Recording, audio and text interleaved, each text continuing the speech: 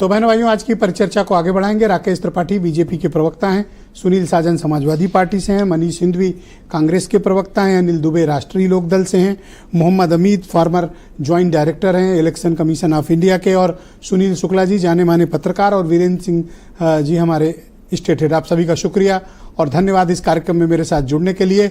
राकेश त्रिपाठी जी, आप मुझे बताइए कि वन नेशन वन इलेक्शन की जरूरत देश को क्यों है? हम अपना जो वहां से गए थे वही तो नहीं काम कर रहा, हमने अपने ही लगाया है, भी सही है वो, तो वहां से चेक करा लीजिए। राकेश त्रिपाठी जी, आप मुझे सुन पा रहे हैं?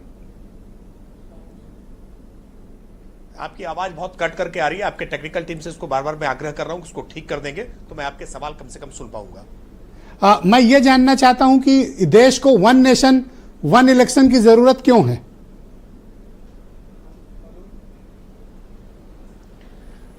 देखिए, इस देश में जब से लोकतंत्र स्थापित हुआ है, भारत के संविधान के तहत भारत में इलेक्शन कमीशन ने जब से चुनाव कराने प्रारंभ किए, तो 1952 का चुनाव हो, 1957 का चुनाव हो, 1962 का चुनाव हो या 1967 का चुनाव हो, तब तक इस देश में विधानसभाओं के और लोकसभाओं के चुनाव एक साथ होते रहे हैं। 1967 के बाद इस देश में विधानसभा और लोकसभा के चुनाव का क्रम तारतम्य टूट गया।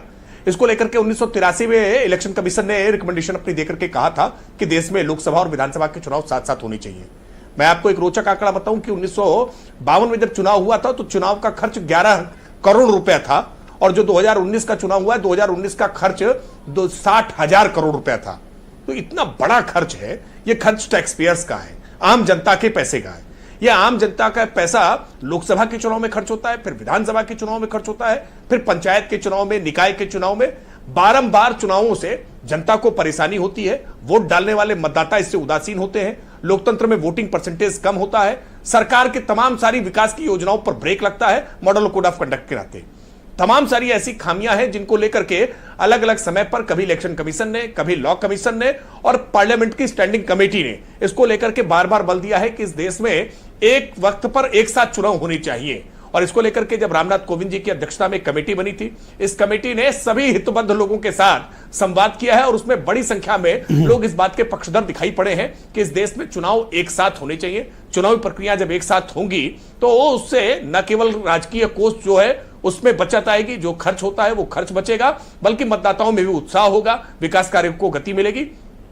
तमाम सारे बिंदुओं को ध्यान में रख करके ये निर्णय भारत सरकार इस पर आगे बढ़ी है। और ये निर्णय कोई भाजपा के लिए हितकारी निर्णय नहीं है, ये भारत के लिए हितकारी निर्णय है। और इसीलिए जो लोग भी इसका विरोध कर रहे हैं वो केवल इस आधार पर विरोध न करें कि ये भाजपा कह रही है, ये भारत की आवश्यकता है, इसलिए इसके साथ आगे बढ़ना चाहिए।